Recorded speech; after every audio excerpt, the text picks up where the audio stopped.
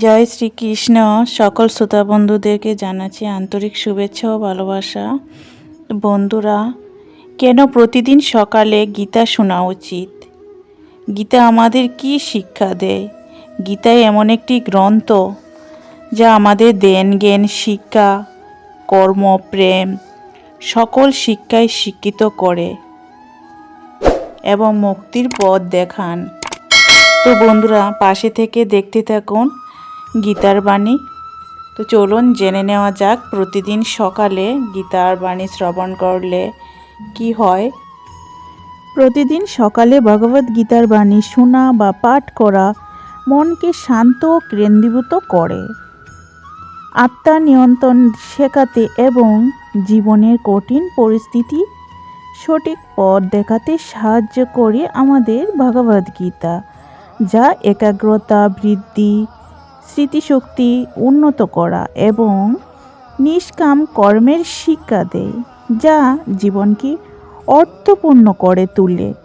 এটি একটি দারুণ অভ্যাস যা আপনার দিনকে ইতিবাচক ও জ্ঞান দিয়ে শুরু করে।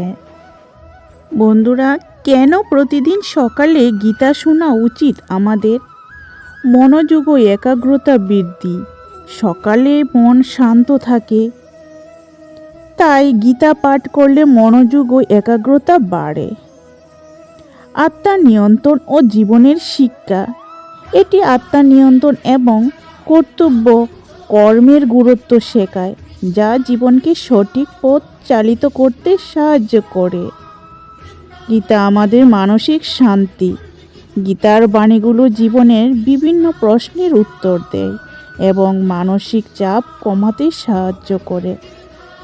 যেমন ব্রহ্ম মুহূর্তে পাঠের সুবিধা। ভোরবেলা ব্রহ্ম মুহূর্তে গীতা পাঠ করলে তার ফল অনেক বেশি ভালো হয়।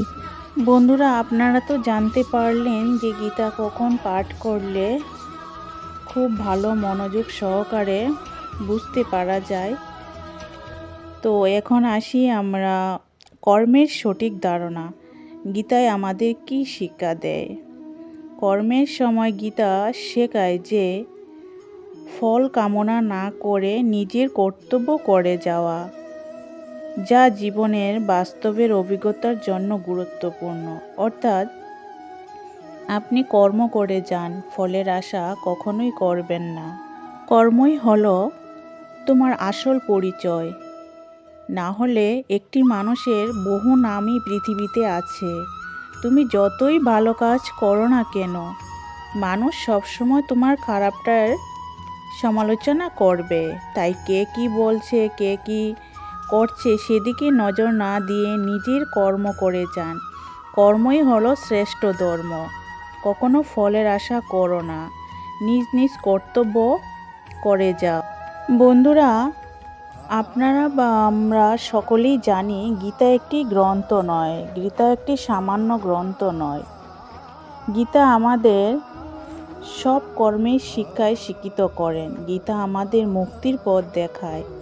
গীতা আমাদের মৃত্যুর পরের জীবনেও মুক্তির পথ, স্বর্গের পথ দেখায়। গীতা আমাদের জীবন বদলে দেয়। তো বন্ধুরা, চলুন আমাদের জীবন কি করে বদলে দেয় গীতার পাঠ শ্রবণ করলে, আর সকালে গীতার পাঠ শ্রবণ করলে কি কি উপকারে আসে সেটা আমি আপনাদেরকে বলবো। শ্রী ভগবদ গীতায় বলা হয়েছে, সেই শাস্ত্র এবং স্বয়ং শ্রীকৃষ্ণের মুখনিসৃত বাণী থেকে হয়েছে, তা ওই শ্রী ভগবদ গীতার বাণী। যখন মহাভারতে কুরুক্ষেত্রের যুদ্ধের সময় অর্জুন অস্ত্র তুলে নিতে দ্বিধাগ্রস্ত হয়ে পড়েছিলেন, তখন ভগবান শ্রীকৃষ্ণ তার নিজ মুখে যে শাস্ত্রের গীত গেয়েছিলেন, সেই গীতই হলো মহাভারতের যুদ্ধের সময় সেই মুখনিসৃত বাণী শ্রী ভগবদ গীতা নামে পরিচিত। এর মাহাত্ম্য অপার, অপরিসীম। প্রকৃত মাহাত্ম্য কেউ পুরোপুরি বলতে পারবে না এবং তা গণনাও করতে পারবে না।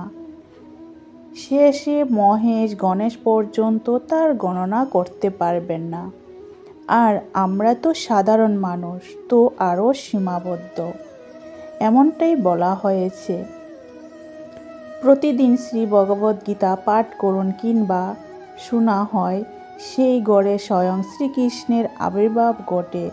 তাই পৃথিবীর সমস্ত মানুষ আছেন, আমরা সনাতনধর্মী মানুষগণ আছি, প্রতিদিন গীতা পাঠ করি, শ্রবণ করি সকালে ঘুম থেকে উঠে। বন্ধুরা, সকালে গীতা পাঠ করলে কি হয়? সকালে আমাদের মন শান্ত থাকে। তাই গীতা পাঠ করলে মনোযোগ সহকারে একাগ্রতা বাড়ে, মনের মানসিকতা শান্তি লাভ হয়। তাই একাগ্রতা বাড়বে আমরা গীতা পাঠ করতে পারি। তো বন্ধুরা, আমরা সনাতন ধর্মীয় মানুষগণ প্রতিদিন গীতা পাঠ করি, শ্রবণ করি। তাদের গড়ে শ্রীকৃষ্ণ ভক্ত এবং কৃষ্ণের কৃপা লাভ হয়। শ্রী ভগবদ্গীতায় 18টি অধ্যায় ও 700টি শ্লোক আছে এবং 100টি বাণী আছে। আমি প্রত্যেক পাঠে এই কথাটা বলে থাকি। তো বন্ধুরা, এখন আপনারা কিভাবে গীতা পাঠ শুরু করবেন? অল্প দিয়ে শুরু করুন। প্রতিদিন একটি শ্লোক পড়ুন এবং তার অর্থ বোঝার চেষ্টা করুন। অল্প অল্প করে শিখুন। সহজ ও সংস্করণ ব্যবহার করুন। যে ভাষাটা আপনি বুঝতে পারবেন সেই ভাষায় অনুবাদ বেছে নিন, যা আপনার ভাষার সহজ বোধ হবে, যাতে করে আপনি বুঝতে পারেন। ধ্যান ও শ্রবণ, শুধু পড়া নয়, গভীর মনোযোগ সহকারে শোনাও গুরুত্বপূর্ণ, যা আপনার আধ্যাত্মিক সংযোগ স্থাপন করতে সাহায্য করবে। গীতা এমন একটি গ্রন্থ আমাদের জীবনকে বদলে দেয়, আর গীতার বাণী আমাদের জীবনের বদলে দেওয়ার ক্ষমতা রাখে, কারণ এটি শ্রীকৃষ্ণের মুখনিসৃত বাণী, যা সমস্ত বৈদিক জ্ঞানের সারাংশ। নমস্কার বন্ধুরা, আজ এই পর্যন্তই। আজকের ভিডিওটি ভালো লাগলে অবশ্যই লাইক কমেন্ট করুন, প্রিয়জনদের ও বন্ধুবান্ধবদের আত্মীয় স্বজনদের সাথে শেয়ার করুন, দেখার সুযোগ করে দেবেন।